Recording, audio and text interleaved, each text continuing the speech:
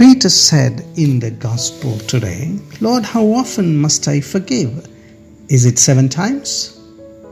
Jesus' answer was 70 times 7, indicating to Peter it's not a matter of quantity, but it's a matter of quality, the quality of forgiveness.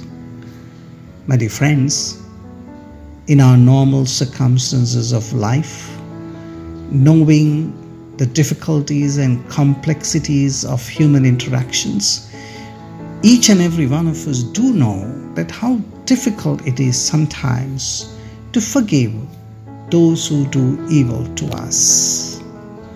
So when we know that it is difficult, when we do know that it is very challenging, it is good to ask ourselves the question, what makes forgiveness difficult or impossible?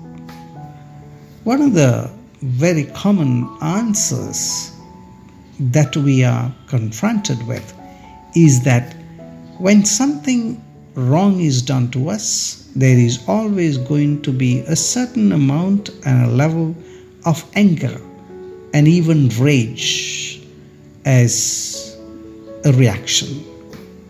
So when anger or rage takes over, it is very difficult for any of us to forgive the other person. Though it is said that it is to be done, we do know how difficult it is. So it is important for us to reflect on the fact that when we do have anger, whether it is right or whether it is correct to have anger, yes, psychologically speaking, anger is a very natural reaction of anyone who is psychologically normal. When something unjust is done, when something unacceptable is perpetrated, anger is justifiable, anger is good. Because anger is in different forms, is because of the passion one has to put something right. Now let me go into some examples. Now in the history of the world, there are men who have led countries, peoples, nations into tremendous heights of forgiveness. One is Mahatma Gandhi. Now, when Gandhi was alive in India, he was full of anger against the fact that the Britishers were mistreating the local population of India. He was angry. Why was he angry? Because he wanted to put it right. So therefore, his anger was under control, because he was not a man who wanted to kill and destroy the Britishers. He was against what was being done, but his ultimate purpose was to bring the Britishers to never mistreat the local population. Now, if you take the example of Martin Luther King in the United States, was he out to destroy and kill all the white population in the US? No. Was he angry with what was happening? Yes, he was angry. He was angry because he was very passionate in putting it back to the right track, and also he wanted the white population to treat the black population equally. That was his purpose. So therefore, it is important that we come to realize that when we are taken over by anger, which is a normal reaction, and also anger has its own purpose, and unless and until we overcome that which destroys us individually as individuals, because anger can fester within and it can become something that is only focused on my own feelings and emotions. This is exactly why forgiveness is a matter of quality than quantity as Jesus espoused today.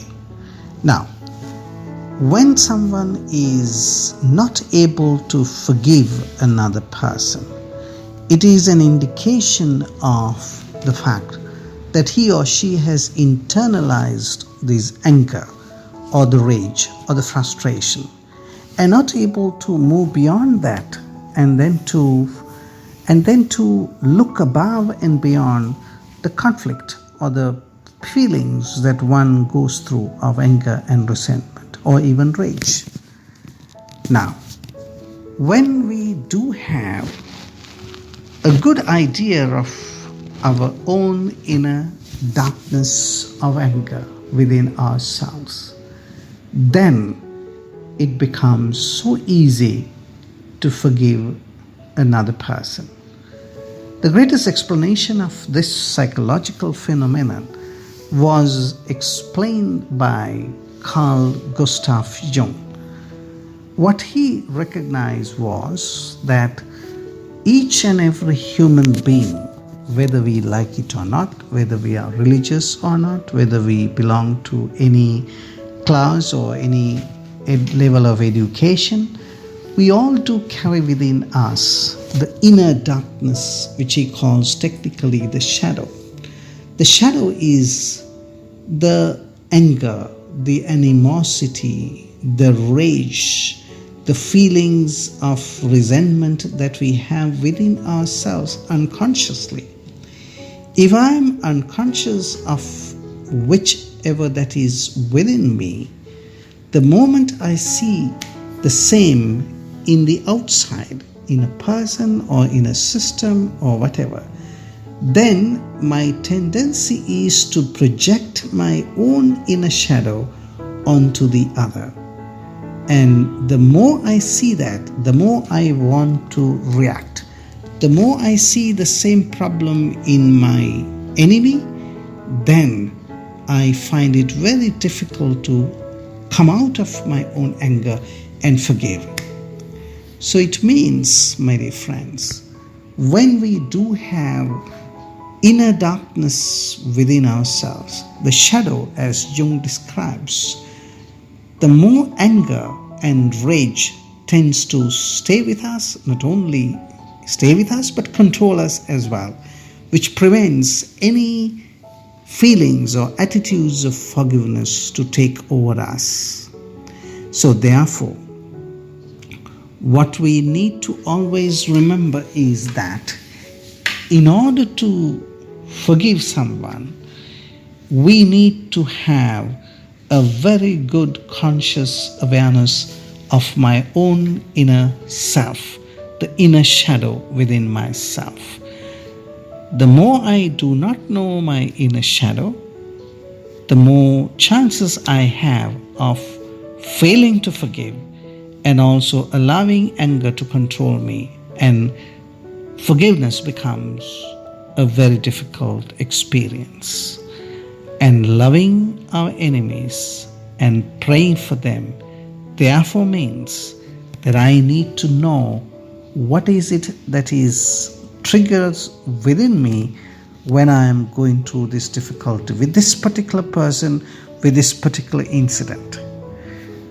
So that is why when Jesus says and explained this in terms of the parable of the servant who has forgotten completely that his master has forgiven him, and therefore he has forgotten the debt that he had. He had become totally unconscious of the forgiveness that he received from his master, that he goes down on his own subordinate servant and wants to throttle him and force him to pay his own debt. The parable indicates to us, the more I do not know my own shadow, the more I do not understand my own inner self, less likely that I would have the quality of forgiveness that Jesus describes.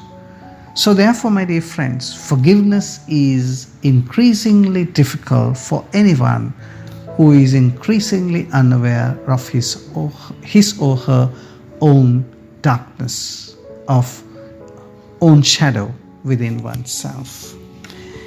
So therefore, the challenge is, when we do find it difficult to forgive another person, to ask ourselves the very vital and very challenging question: what is it that is within me that makes it difficult for me to forgive my enemy? The more I find it difficult, the more chances, the more likelihood that I do have something within me that is preventing me from forgiving the other person from my own heart. It is not my enemy's problem, it is my own problem, as Jesus describes. So therefore, my dear friends, forgiving our enemies means that you and I have learned to forgive ourselves for the darkness and the evil and all the wrong things that we ourselves have within our own inner souls. Forgiving becomes easy when I have learned to acknowledge my own darkness and forgive myself. Amen.